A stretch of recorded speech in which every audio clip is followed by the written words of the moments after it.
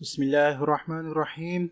Model papers 2023 के solutions के हवाले से नई वीडियो के साथ हाजिर हैं और आज हम इंशाल्लाह मैट्रिक की मैथमेटिक्स का जो है वो पेपर सॉल्व करेंगे। इससे पहले क्वेश्चन नंबर 6 तक हम मॉडल पेपर को सॉल्व कर चुके हैं। आज इंशाल्लाह 7 to 11 हम क्वेश्चंस को सॉल्व करेंगे। ठीक है, तो शुरू कर लेते हैं इसको। अच्छा, तो आपके पास क्वेश्चन नंबर 7 जो आ रहा है, prove that under root 1 plus cos theta divided by 1 minus cos theta is equal to sine theta upon 1 minus cos theta. इसको आपने जो है वो प्रूव करना है और साथ आपके जहन में रहे कि कॉस थीटा 1 के बराबर नहीं है। ठीक है, अच्छा जी, तो अब हम आ जाते हैं सॉल्यूशन की तरफ। ठीक है, तो ये आपके पास क्वेश्चन आ रहा है। सॉल्यूशन में आपके पास जो है वो क्वेश्चन आप ले लेंगे। ठीक है, और इसके राइट हैंड साइड ले लेंगे। ठीक है, दोनों साइडों को लिया जा सकता है, लेकिन राइट हैंड साइड आपका जो है वो निस्बतन आसान होगा उसको लेके करने में। ठीक है, तो taking right hand side sign theta upon 1 minus cos theta, denominator numerator दोनों में हम स्क्वायर ले लेंगे और यानी होल पूरी जो आपकी एक्सप्रेशन है इसको स्क्वायर ले लेंगे और उसके साथ साथ रूट भी दे देंगे उसको। उससे क्या होगा कि वैल्यू बराबर हो जाएगी। ठीक है, और उसके स्क्वायर को हम अंदर सॉल्व करेंगे। इसको आप यूं कह सकते हैं, taking square and square root on the expression. ठीक है, तो उससे वैल्यू आपकी बराबर रहेगी। ठीक है, सिर्फ स्क्वायर रूट के अंदर जो सोल्यूशन है वो आपके लिए आसान हो जाएगा। तो जब हमने स्क्वायर दिया तो sine theta sine square theta हो गया, 1 माइनस कॉस थीटा पूरा होल स्क्वायर के साथ आ गया। ठीक है, और ये आपकी जो है रूट भी लग गई। ये राइट हैंड साइड चल रहा है, इस बात का जहन में रखते। ठीक है, अब चूंकि हमें पता है साइन थीटा वो होता है 1 minus cos sine square theta is equal to 1 minus cos square theta. ये कुछ चीज़ें हैं, फंडामेंटल्स हैं, ये आपको याद होने चाहिए। ठीक है, sine square theta plus cos square theta is equal to 1, sine square theta is equal to 1 minus cos square theta, cos square theta is equal to 1 minus sine square theta. तो ये कुछ फंडामेंटल्स हैं जो इसमें trigonometry में आपको याद होने चाहिए, जिसके ज़रिए आप इन क्वेश्चंस को सॉल्व कर सकेंगे। अब चूंकि हमें पता है साइन स्क्वायर थीटा जो है 1 माइनस कॉस स्क्वायर थीटा के बराबर होता है, लिहाजा हम ऊपर न्यूमरेटर को इससे तब्दील कर देंगे। साइन स्क्वायर थीटा को 1 माइनस कॉस स्क्वायर थीटा कर देंगे। नीचे आपके पास होल स्क्वायर अभी मौजूद है। ठीक है, अब आप क्या करेंगे, ऊपर आपके पास 1 भी है और कॉस स्क्वायर भी है, तो आप 1 को भी स्क्वायर दे देंगे। यहाँ कॉस को भी स्क्वायर है, 1 को भी स्क्वायर दे देंगे, तो आपके पास एक फार्मूला बन जाएगा ए स्क्वायर माइनस बी स्क्वायर का। ठीक है, अच्छा, तो आपके पास नीचे ये वैल्यू न्यूमरेटर को ही चेंज करेंगे सिर्फ। ठीक है, 1 square minus cos theta square. ठीक है, कॉस थीटा पूरा स्क्वायर आ जाएगा। ठीक है, तो अब यहाँ ऊपर न्यूमरेटर में आपके पास एक फार्मूला बन रहा है ए स्क्वायर माइनस बी स्क्वायर का, जिसकी वैल्यू है ए माइनस बी ए प्लस बी। तो आपके पास इसकी वैल्यू आ जाएगी ए माइनस बी ए प्लस बी। अच्छा, यहाँ आपने वैल्यू चेंज नहीं की है, सिर्फ 1 को स्क्वायर दिया है। उससे क्या हुआ है कि 1 का स्क्वायर ऑलरेडी 1 के ही बराबर होता है, तो वैल्यू कोई चेंज नहीं होगी। अब आपके पास नीचे इस फार्मूले के जरिए वैल्यू रूट के अंदर आ जाएगी 1 minus cos theta into 1 plus cos theta. ठीक है, अब ये 1 माइनस कॉस थीटा जो है ये दो हैं, स्क्वायर है ना, 1 minus cos theta into 1 minus square 1 minus cos theta. ठीक है, तो एक कॉस थीटा उड़ जाएगा, कैंसिल हो जाएगा, इसीलिए ये स्क्वायर यहाँ कैंसिल कर दिया है और इधर ये पूरा कैंसिल कर दिया। अब न्यूमरेटर में आपके पास बचा है 1 प्लस कॉस थीटा और डिनोमिनेटर में आपके पास बचा है 1 माइनस कॉस थीटा, और यही आपका लेफ्ट हैंड साइड है अगर आप ऊपर देखें तो। ठीक है, तो इस तरह आपका ये क्वेश्चन सॉल्व हो जाएगा। Right hand side left hand side दोनों जो है वो बराबर प्रूफ हो जाएंगे। ठीक है, इसको आप लेफ्ट हैंड साइड हमने राइट हैंड साइड लिया था, लेफ्ट हैंड साइड लेके भी कर सकते हैं, तो ये रिवर्स हो जाएगा, इस तरह जाएगा। ठीक है, तो आई थिंक उसको इतना बताने की ज़रूरत है नहीं, लेकिन बहरहाल अगर आप देखें तो इसको समझ सकते हैं। ठीक है, तो इस तरह आपको जो है वो आप उसको लेफ्ट हैंड साइड से भी सॉल्व कर सकते हैं, लेकिन राइट हैंड साइड से ज़्यादा आसान है। ठीक है, अब हम आ जाते हैं नेक्स्ट क्वेश्चन आपका है question number 8। Find the area of the sector with radius उस सेक्टर का 4 सेंटीमीटर है, ठीक है, और सेंट्रल एंगल जो है उसका π/4 रेडियन है, ठीक है। आपके सामने पूरा इसलिए कर देता हूँ ताकि आप इसको आराम से समझ भी सकें, स्क्रीनशॉट लेना चाहें तो वो ले सकें।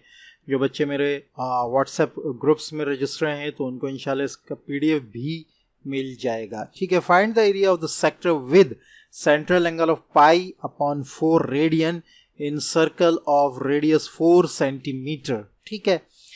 तो आपको डाटा में एक तो एरिया मालूम करना है एक सेक्टर का, आपने डाटा में आपको जो है सेंट्रल एंगल का जो रेडियन दिया गया है और उसका रेडियस जो है वो बताया गया है आपको 4 सेंटीमीटर, ठीक है। तो एंगल आपके पास जो है थीटा है और π/4 रेडियन है, इसकी वैल्यू 0.785 आ रही है, ठीक है।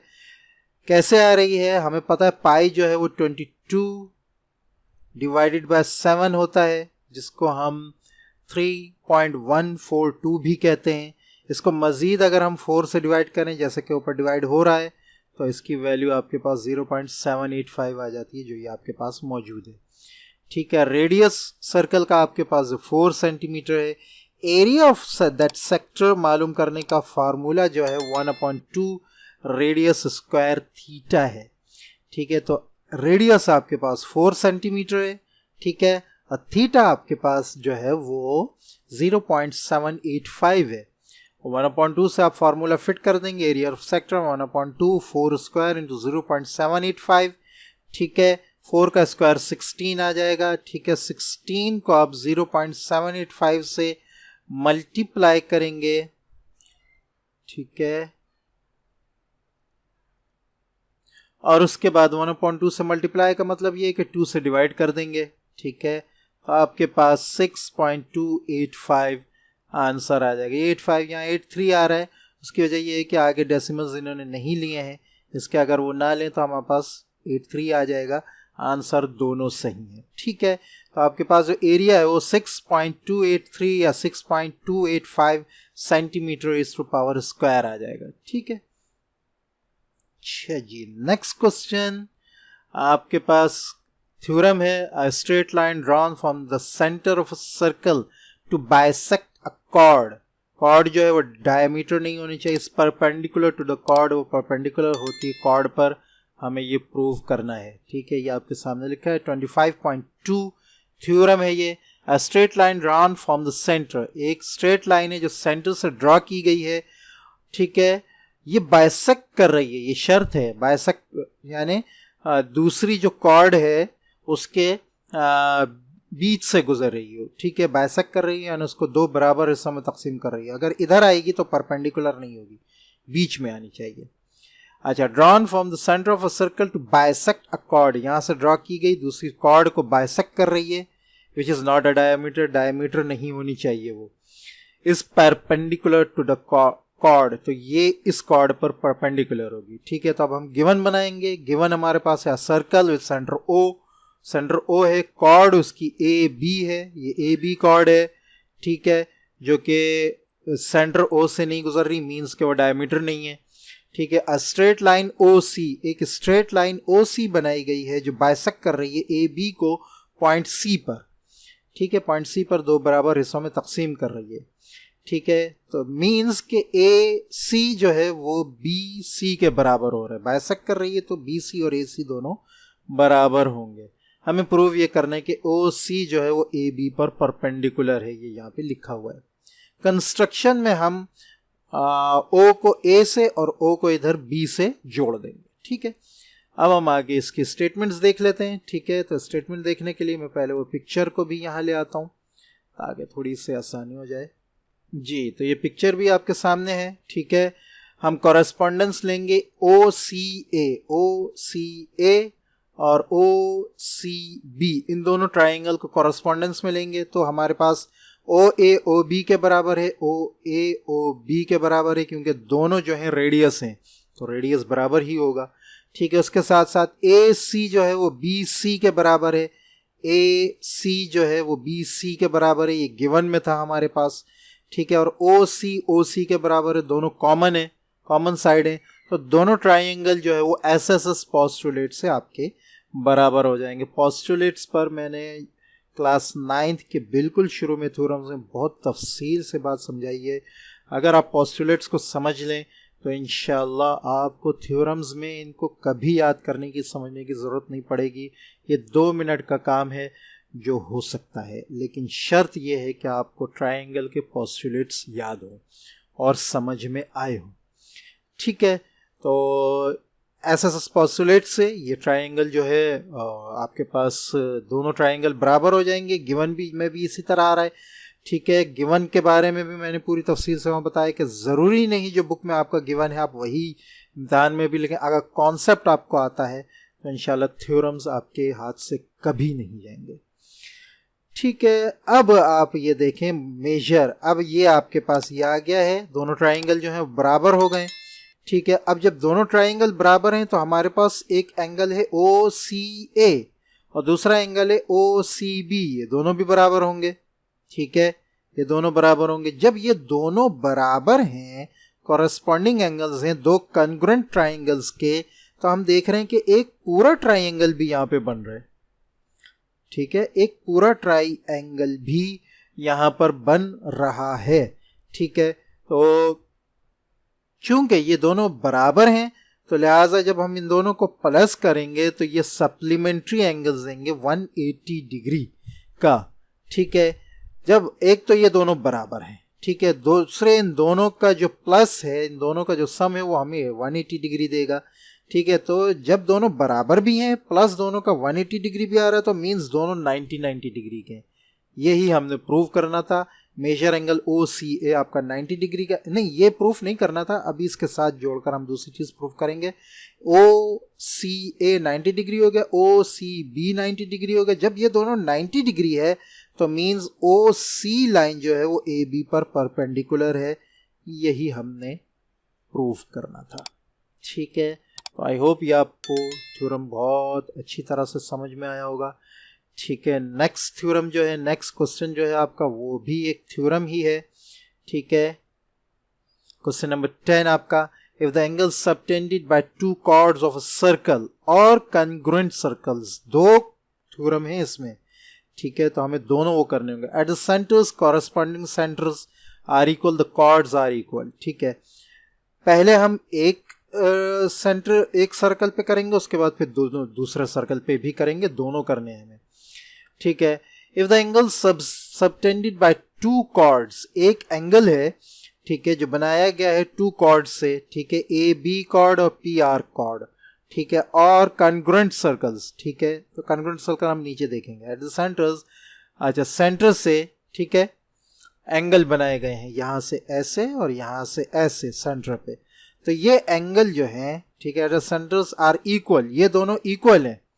ठीक है, द कॉर्ड्स आर इक्वल, तो ये दोनों कॉर्ड जो होंगी ये इक्वल होंगी, ये हमने प्रूव करना है। तो गिवन में हमारे पास आ गया एक सर्कल आ गया, सेंटर O, उसकी दो कॉर्ड्स आ गई PR और AB। ठीक है, एंगल जो सबटेंड हो रहा है दोनों आर्क से वो है POR और AOB, ये बने हुए दोनों, ये और ये। ठीक है, ये दोनों एंगल भी बराबर हैं, ये गिवन में दिया गया है। हमें प्रूव ये करना है कि AB और PR ये दोनों कॉर्ड्स जो हैं ये बराबर हैं। ठीक है, कंस्ट्रक्शन करेंगे हम, O को जो है वो ज्वाइन कर देंगे, ठीक है, P और R से। ठीक है, join O with P and R। ठीक है, O को जो है हम P और R से जोड़ें, also with A and B। ठीक है, तो हम इसको A और B से भी जोड़ देंगे। ठीक है, अच्छा नाउ प्रूफ हमारे पास क्या है, स्टेटमेंट हमारे पास है OR कॉन्ग्रुएंट है OB के, OR कॉन्ग्रुएंट है OB के। उसकी वजह ये है कि दोनों रेडियस हैं, दोनों एक ही सर्कल की रेडियस हैं, तो दोनों बराबर हैं। OP बराबर है OA के, क्योंकि ये दोनों भी जो है OP भी और OA भी दोनों रेडियस हैं। और उसके साथ साथ ये एंगल आपका POR और AOB ये दोनों भी बराबर हैं।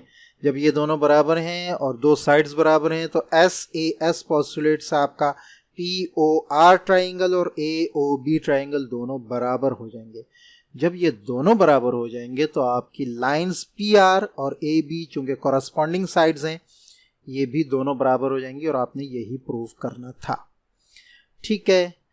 अच्छा, ये था एक सर्कल पे। अब हम दो सर्कल पे जो दोनों बराबर हैं उनसे प्रूव करेंगे। ठीक है, तो गिवन में आपके पास जो है टू कॉन्ग्रुएंट सर्कल्स हैं। ठीक है, ये दोनों सर्कल बराबर हैं, ये आपने याद रखना है। सेंटर इनका एक का ओ है और एक का ओ कॉम्प्लीमेंट है। ठीक है। अच्छा, उसके साथ साथ ए सी एंड पी आर, ए सी इसकी कॉर्ड है और पी आर इसकी कॉर्ड है। ठीक है, ठीक है। और जो एंगल बन रहे हैं वो ए ओ सी और पी ओ कॉम्प्लीमेंट आर, ये दोनों एंगल बन रहे हैं जो बराबर हैं। उस थ्योरम में दोनों एक ही सर्कल पर बन रहे थे, यहाँ दोनों अलग अलग सर्कल पर बन रहे हैं, बराबर है। हमें प्रूव ये करना है कि ए सी जो है वो पी आर के बराबर है। ठीक है, अब हम उसमें हमने एक ही सर्कल में दोनों ट्राइंगल कॉरस्पॉन्डिंग में लिए थे, यहाँ हम दोनों अलग अलग सर्कल में दोनों ट्राइंगल्स को कॉरस्पॉन्डिंग लेंगे। दोनों ट्राइंगल आपके जो हैं वो ओ ए सी और ओ कॉम्प्लीमेंट पी आर हैं। ठीक है, दोनों को कॉरस्पॉन्डेंस में लिया हमने, तो ओ ए जो है वो ओ कॉम्प्लीमेंट पी के बराबर है, ये वाली लाइन। उसकी वजह यह है कि जब दोनों ट्राइंगल और दोनों सर्कल बराबर हैं तो दोनों की रेडाई भी बराबर होंगी। अच्छा, एंगल जो है आपका वो A O C P O complement R, ये ए ओ सी और पी ओ कॉम्प्लीमेंट आर, ये दोनों एंगल बराबर हैं, गिवन में दिया गया था।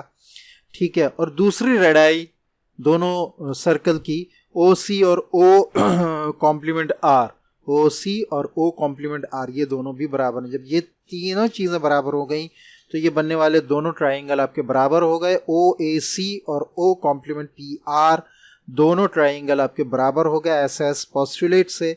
जब दोनों ट्राइंगल बराबर हो गए तो इनके कॉरस्पॉन्डिंग साइड ए सी और पी आर भी बराबर हो गए, और यही आपने प्रूफ करना था। ठीक है, अच्छा जी, नेक्स्ट थ्योरम आपका जो है, अच्छा क्वेश्चन नंबर 11 का पहला पार्ट जो है वो थ्योरम है। ठीक है, और दूसरा पार्ट जो है वेरिएंस का है, तो हम उसको बाद में करेंगे। क्वेश्चन 11 के पहले पार्ट को हम अभी कर लेंगे। ठीक है, क्योंकि ये रिलेट कर रहा था पिछले थ्योरम्स के साथ, तो मैंने कहा इसको साथ ही मैं आपको वो कर दूं। और बाकी ये कि जो दूसरा क्वेश्चन है, इसका दूसरा पार्ट है, वो इंशाल्लाह हम नेक्स्ट वीडियो में करेंगे। ठीक है, अच्छा जी, तो क्वेश्चन नंबर 11 आपके पास the angle in segment less than a semi circle और is greater than a right angle, prove it.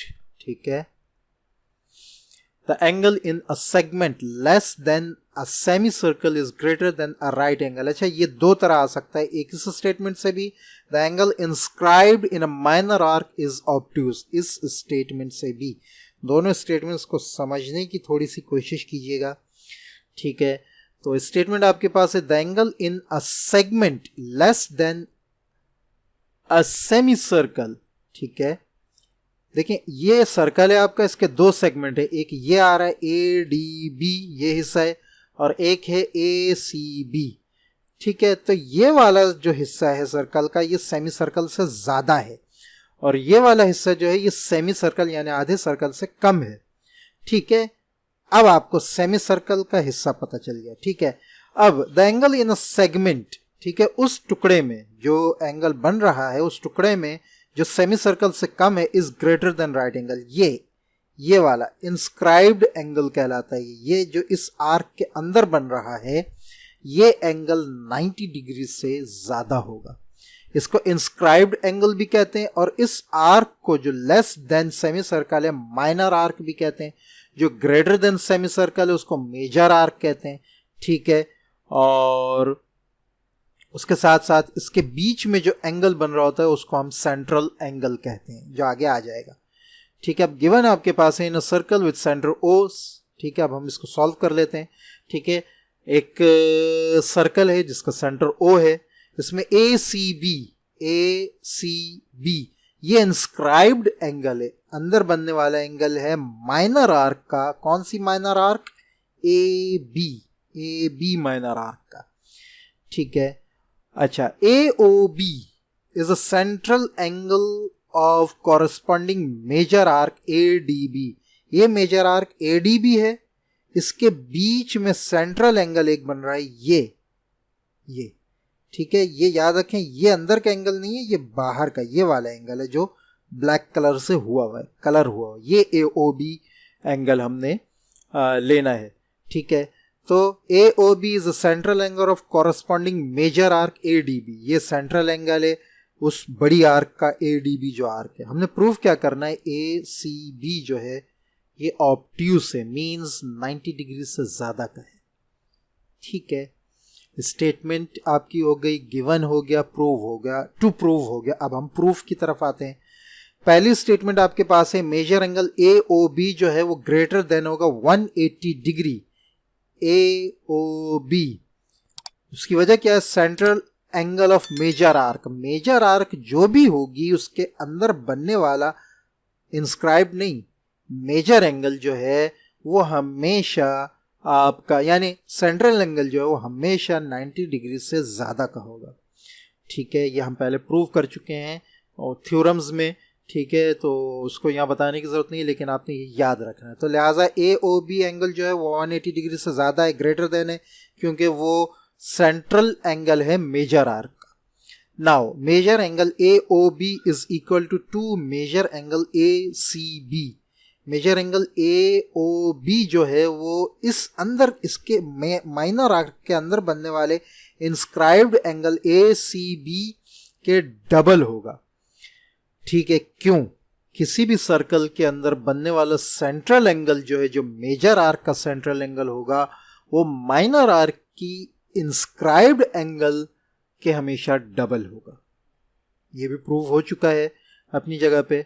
ठीक है, लेकिन यहां आपने ये चीज याद रखनी है। यही आप स्टेटमेंट दे रहे हैं, central angle of major arc is double of inscribed angle of corresponding minor arc. ठीक है, जब ये इसके बराबर होगा तो इसका मतलब AOB 2ACB के बराबर है, तो AOB को हम चेंज कर देंगे 2ACB के। ये हमने चेंज कर दिया।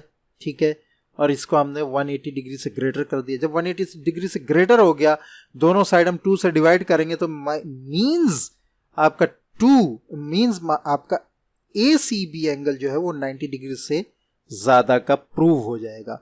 ये कैसे आया है, ऊपर दोनों साइड हमने ग्रेटर देन के साइन के दोनों साइड 2 से डिवाइड किया है, तो ये 2 खत्म हो गया 2 से डिवाइड करने के बाद, और ये 180 डिग्री 90 बन गया। ठीक है, तो हमारे पास नीचे आएगा major angle ACB is greater than major angle 90।